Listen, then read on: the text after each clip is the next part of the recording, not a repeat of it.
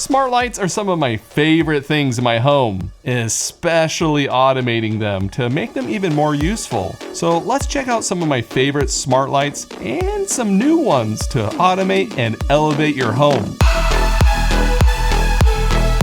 For example, one useful way to use smart lights is to pair it with sound detection. Let's say it's in the middle of the night and your dog is across the house barking at someone outside. Your lights in your bedroom could turn on to warn you.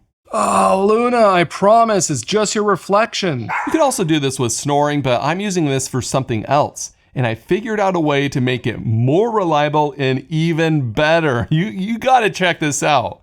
And what I'm using it for is our baby. You might have seen we had another little girl about 5 months ago. She is getting big and is the cutest thing. Well, maybe not so much in the middle of the night. We're using this little lamp from Govee, which helps her sleep. It plays white noise, lullabies, and has all these different noises and colors it can do. It's battery powered with this wireless charging dock. It's really cool and I recommend it especially for parents. Even though it works well, sometimes she just wakes up hungry in the middle of the night. So the Echo Dot in her room detects if she's crying and notifies us. It's extremely accurate and almost too accurate. Because if she lets out a little wah and goes back to sleep, it will still notify us. So this is where I level up the automation to make it way better. If she lets out a cry, it turns on our lights to 10% brightness for 30 seconds to give us a warning. But if she keeps crying, then my smart home can detect that and the lights turn on to 100% brightness. That way we only need to wake up if she actually needs help.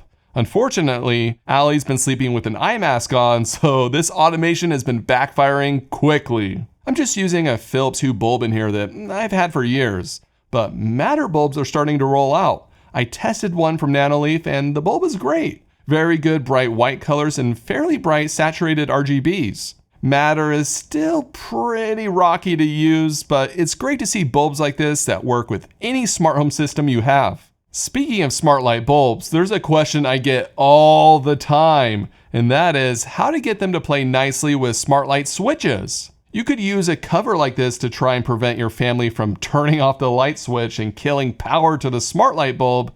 This is more of a band-aid fix, but I do use a few around my house. What you really want is a smart light switch like this Inovelli red switch. These are Zooz switches make it so your smart light bulbs always have power so they can continue running automations like turning the lights on. Not only that, but you can even program the light switch buttons to turn the smart bulbs on and off. Up turns the smart bulbs on and down turns them off. You might be like, wait, Reed, are you telling me that I should buy a smart light bulb and a smart light switch, program them to work together to function just like a $1 switch and bulb should? You're crazy. Well, there is way more that it can do, and that's why it's worth the effort. Like these filament bulbs, which are not ordinary. They can do warm and cool whites. So when it's during the day and the natural light's coming in and the ceiling lights have a cool white color, it can match that. Then later at night, they can change to a warm white for a more cozy, relaxing white temperature. What's cool is that smart light switch can run lighting scenes with multiple presses of the light switch. And that's why this is better than the cover, and worth having smart lights at least in this room. Alright, what if you just want something simple, easy to set up, works amazing, and even my wife gives it a 5 out of 5 on the spouse approval score? Well, that would be the hall light outside our bedroom that has a no-frills, bulletproof automation setup. The way it works is every night the smart dimmer switch turns on to a low brightness. It just stays on since the combination of LED bulbs and low brightness almost use no energy. That way I don't even have to mess with motion sensors and we can always get to the room without tripping on kid toys. But when we close our bedroom door, the contact sensor turns off the light. And if we open the door back up to check on the kids, get a drink or whatever, the light turns back on. That way you can leave the door slightly open if you want to keep the lights on, if you're heading back in quickly. I'm using an old SmartThing sensor here because I already had it and I installed it a while ago, but if I had to do it over again, I would use the Aqara sensor. Smaller, less expensive, and the battery lasts longer. Either way, I love this automation.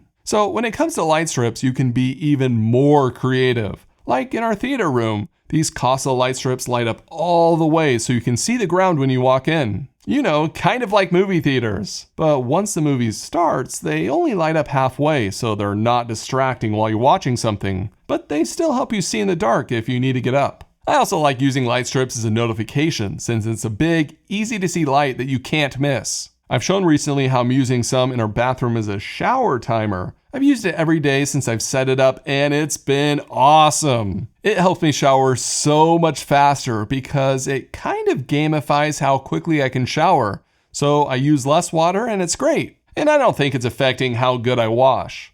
Moving on. I also have this light strip here in this cube that blinks green when someone's at the door. When I see that, I can just press a button on the Stream Deck and see who's there right away. It's super helpful. I 3D printed this cube, so it might not be an option for you, which is okay. I've been trying out these Yeelight cubes that are way easier to set up. They're modular with different light attachments for different effects, and they look pretty sweet. They're even Matter compatible, so you could use them on any of your systems. But with Matter, you can only change the solid color on the cubes, and you can't do any of the lighting effects. You need the Yeelight app for that. So keep that in mind, and even if the lights are showing this clock mode, you can't change the clock color when it's controlled by Matter. And maybe that will change in the future, and I hope it does because I really like how these cube lights are different. Okay, maybe you're not into all these RGB colors, smart bulbs, light strips, and all of that, but you do like the idea of warm and cool whites. Well, I've got something for you. Some rooms don't really need a smart bulb. If you're putting up ceiling lights and they are not smart, good LED bulbs can be as cheap as $1 or $2 a bulb. I'll put a link down below to the ones I'm using that don't flicker. The problem is you have to choose a warm or a cool white. I like cool whites because it looks cleaner and doesn't clash with sunlight if you have the lights on during the day. But cool lights late at night feel slightly wrong because you don't get as tired when they're on. But if you go with warm lights, they look gross when they're on with any kind of sunlight around. It's a dilemma. Here's a good solution that's been working for me.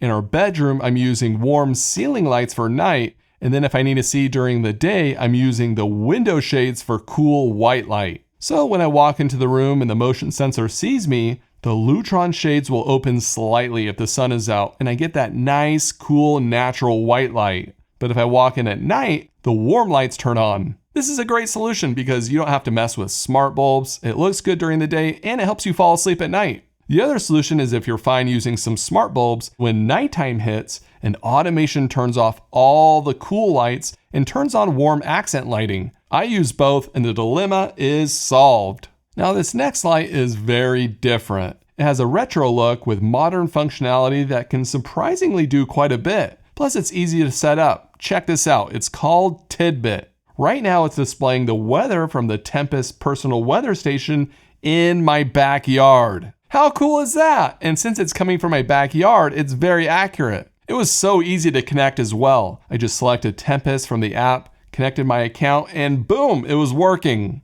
And there's so much you can display on this thing, like a home assistant device, a certain stock, the score of your favorite NBA team, what's playing on your Spotify account, and a lot more. Right now it cycles through the displays and you can't change the speed or really fine tune how long it displays the stuff for. So it's not perfect, but it's brand new and I'm sure it'll improve. I think it looks awesome though, and I love how it displays my smart home sensors. If you want to check out any of the lights in this video, everything is linked down in the description. Thanks for watching.